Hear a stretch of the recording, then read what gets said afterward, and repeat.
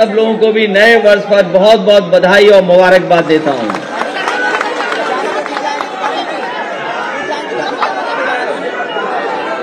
ये नया वर्ष आप सबके जीवन में खुशियां लाए। आने वाले वर्ष में आप सब स्वस्थ रहें। आने वाले समय में जो नया वर्ष आया है वो गरीबों, किसानों और उत्तर प्रदेश के लोगों के लिए खुशहाली का वर्ष हो। तारीख जरूर आज बदली है,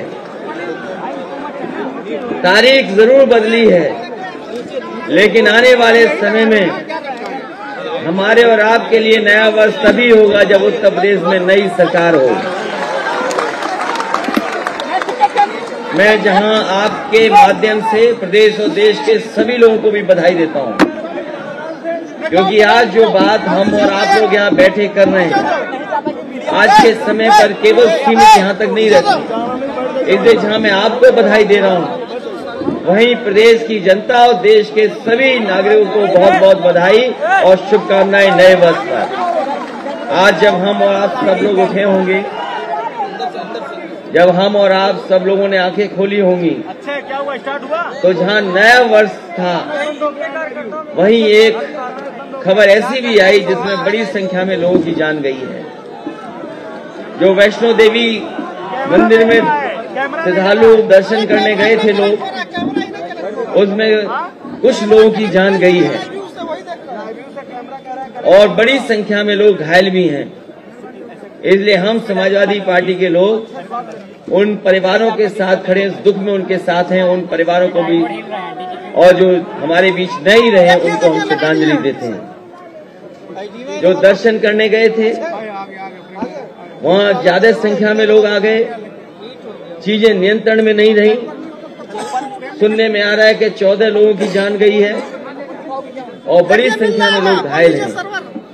तो घायल लोगों का इलाज भी हो, स्वस्थ हो जल्दी, और जिन लोगों की जान गई उनको श्रद्धांजलि देते हैं और वहीं उनके परिवार के साथ इस दुख में हम लोग खड़े हैं। 2021 कैसा गुजरा है वो आप और हम लोगों से बेहतर कोई नहीं समझ सकता। 21 में जो परेशानियां आई या 21 से पहले जो परेशानियों का सामना करना पड़ा, इतना दुख, तकलीफ और परेशानी किसी सरकार में नहीं आई होगी जितनी 2021 तक लगातार हम लोगों ने सामना किया है। और 21 से लेकर के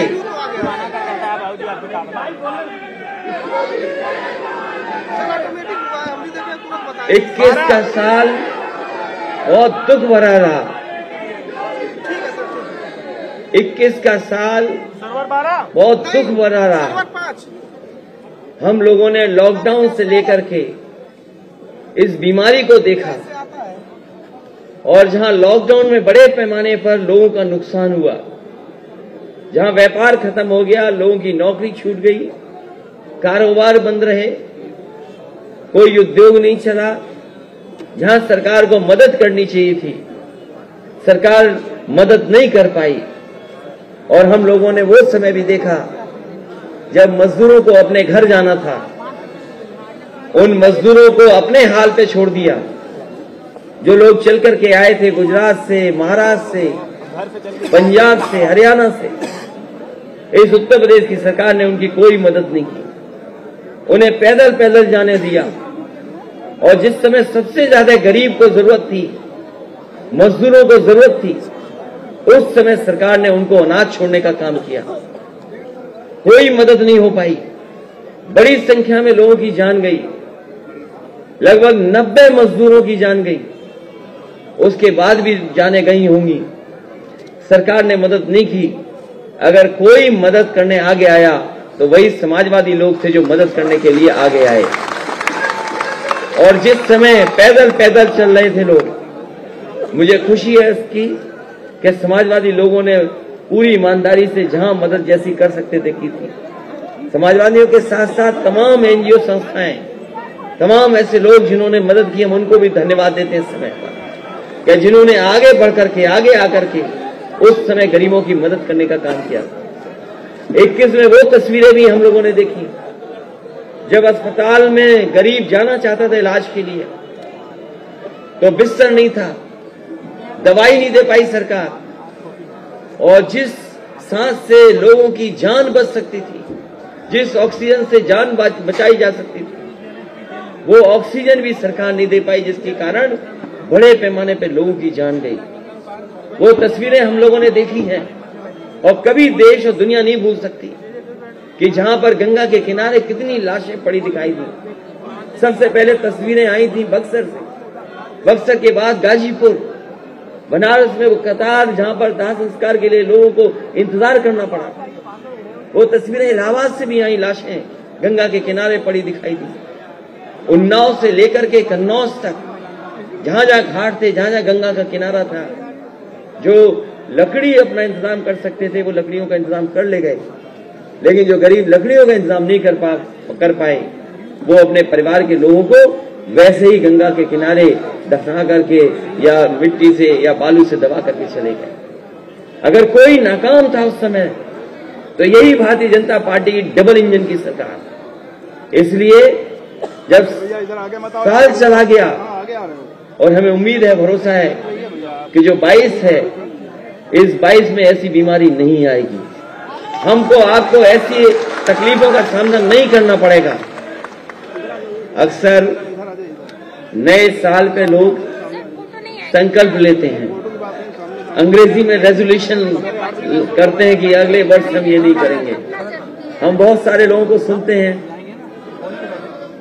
कि कोई न कोई नए वर्ष पे कुछ न कुछ करता है, कोई न कोई संकल्प लेता है, क्योंकि हम पॉलिटिकल पार्टी के लोग हैं, हम लोग पॉलिटिकल लड़ाई लड़ रहे हैं।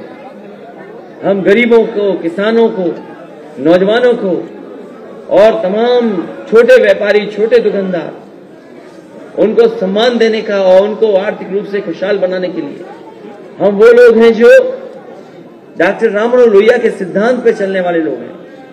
हम वो लोग हैं जो डॉक्टर बाबा साहब भीमराव अम्बेडकर के सिद्धांतों को आगे बढ़ाना चाहते हैं। हम समाजवादी लोग वो लोग हैं, उस विरासत के लोग हैं जिसमें जनेश्वर मिश्र जी से लेकर के, मोहन सिंह जी से लेकर के, ब्रजभूषण तिवारी जी से लेकर के बड़ी संख्या में नेता हैं जिनसे हम लोगों ने सीखा है, समझा है। और हम समाजवादी लोग वो लोग हैं जो नेताजी से संघर्ष और नेताजी के बताए हुए रास्ते पे चल करके कई बार यहाँ पर सरकार बनाए हैं। उत्तर प्रदेश में कई बार सरकार बनी है। इसलिए जब 22 की शुरुआत है, 21 तो इन्होंने बहुत खराब करने की कोशिश की। भारतीय जनता पार्टी के लोगों ने 21 तो इतनी खराब करने की कोशिश की जिसकी कल्पना नहीं की जा सकती। न जाने कितने लोगों को झूठे मुकदमे में फंसाया गया। जब से भारतीय जनता पार्टी की सरकार आई है, सबसे ज्यादा समाजवादियों पर झूठे मुकदमे लगे और ऐसा समय देखा जहां अधिकारियों को लालच दे करके, उन पर दबाव बना करके झूठे मुकदमे लगाए गए, झूठी धाराएं लगाई गई और मजबूर किया गया हर तरीके से कि इनके खिलाफ कार्रवाई हो, जिसमें आजम खान साहब भी हैं जिन्हें झूठे मुकदमों में जेल भेजा गया। तो जहां 21 में साल जाते जाते जब बीजेपी मुकाबला नहीं कर पाई तो अपने सहयोगी संगठनों को भी ले आई, लोगों के घरों पे छापे पड़े। आप वो लोग हैं जिनके घरों पे छापे नहीं पड़े, लेकिन बहुत सारे लोगों के घरों पे छापे पड़े और जो खासकर हम लोगों से करीब थे उन पर छापे पड़े। और एक छापा तो ऐसा मारा इन्होंने, एक छापा तो ऐसा पड़ा, पूरे देश के लोग टीवी देख रहे थे कि अब कितनी गड्डियां और निकलेंगी। दीवार से लेकर के, फर्श से लेकर के, बिस्तर से लेकर के, जहां जहां हो सकता है वहां से गड्डियां निकली, नोट निकले। और आपने, हमने, सबने अखबार देखे, टीवी देखा, सोशल मीडिया देखा, तो सोचो भारतीय जनता पार्टी के लोग क्या प्रचार कर रहे थे। भारतीय जनता पार्टी ने कहा कि जिस व्यापारी पर छापा पड़ा है वो समाजवादी इत्र बनाने वाला व्यापारी है, इत्र व्यापारी है। बताओ, पहले दिन यही खबर थी कि नहीं थी? और बीजेपी के नेता चाहे दिल्ली के रहे हों, चाहे लखनऊ के रहे हों, चाहे वो टीवी पे बोलने वाले रहे हों, उन्होंने यही एक बात कही कि जिसके यहाँ ये पैसा निकल रहा है ये कोई और नहीं, ये समाजवादी इत्र बनाने वाला है। जब मैंने पूरी छानबीन की और पूरी जानकारी कर ली और इस बात की जानकारी की कहीं कोई हमारे से संबंध तो नहीं है, कहीं हमारे किसी साथी का कोई संबंध तो नहीं है, जब इस बात से मैं पक्का हो गया तब हम लोगों ने कहा कि ये डिजिटल इंडिया की गड़बड़ी है, ये डिजिटल इंडिया की गड़बड़ी है। इन्हें छापा मारना था किसी और के यहां और इन्होंने छापा मारा छापा मारना था समाजवादियों के यहां, लेकिन छापा मार दिया अपने साथी के यहां। और कैसे हुआ सोचो डिजिटल इंडिया। और अब देखिए दिल्ली से लेकर के सब लोग कह रहे कि नहीं कह रहे। पहले प्रचार किसने किया ये बताओ कि समाजवादी इत्र वाले के यहां छापा पड़ा है। अगर किसी ने पहले प्रचार किया है तो वो भारतीय जनता पार्टी ने किया है कि जिसके यहां छापा पड़ा इत्र बनाने वाले इत्र व्यापारी के यहां है। हम समाजवादियों ने किसी ने नहीं कहा कि हमारे यहां छापा पड़ा है। हम लोगों ने किसी ने नहीं कहा कि वो समाजवादी इत्र बनाने वाला है। और आज जब उनके स्टेटमेंट सुन रहे हैं, वो जो अपनी बात को जो नहीं सच साबित कर पाए, वो हम लोगों पे क्या आरोप लगा रहे हैं कि हमने तो कहा ही नहीं था कि समाजवादी इत्र इनके पेट में दर्द क्यों हो रहा है। और हम तो उनसे कहते हैं कि आपके पेट में दर्द क्यों हो रहा है जब आपका पहला वाला छापा मारने वाला आपका ही आदमी निकला। जिसके यहां छापा पड़ा पहले उन्हीं का आदमी निकला। अपनी खीस मिटाने के लिए, अपनी बदनामी बचाने के लिए इन्होंने दोबारा छापा मारा। बताओ। और वो पहला डिजिटल इंडिया का इसलिए गड़बड़ी हुई क्योंकि दोनों व्यापारियों के नाम एक से हैं, दोनों का नाम एक सा है, दोनों का रहने वाली जगह एक है, दोनों का मोहल्ला एक है, दोनों का कारोबार एक है, दोनों के जो घर हैं वो एक जगह हैं। अगर कन्नौज में घर है तो दोनों का घर है, कानपुर में घर है तो दोनों का घर है, मुंबई में घर है तो दोनों का घर है, और कारोबार भी एक सा है, एक्सपोर्ट भी एक सा है।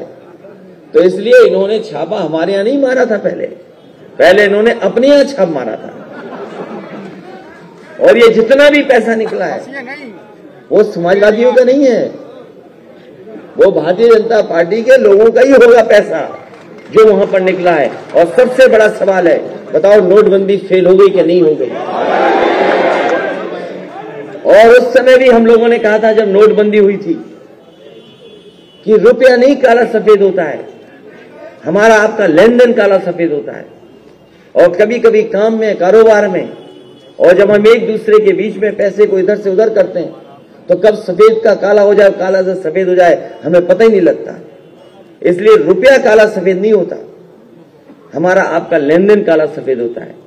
इसलिए पुरानी बातें हम भूल कर 21 की अब 22 में हम लोग जाने जा रहे हैं, 22 में जा रहे हैं। इसलिए पहला संकल्प समाजवादी पार्टी का होगा, समाजवादी पार्टी की सरकार बनने पर हम समाजवादी लोग जब सरकार बना लेंगे तो 300 यूनिट घरेलू बिजली फ्री होगी। समाजवादी सरकार बनने पर 300 यूनिट बिजली घरेलू फ्री होगी। और इसके साथ साथ हमारे किसानों की पूरी सिंचाई पहले की तरह फ्री होगी, माफ होगी। आज 22 है तो केवल हमारा पहला संकल्प पत्र यही रहेगा, पहला संकल्प।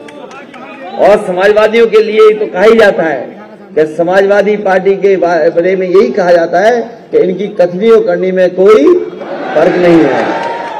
और जो भाजपाइयों के बारे में कहा जाता है कि भाजपाई जो कहेंगे वो झूठी कहेंगे।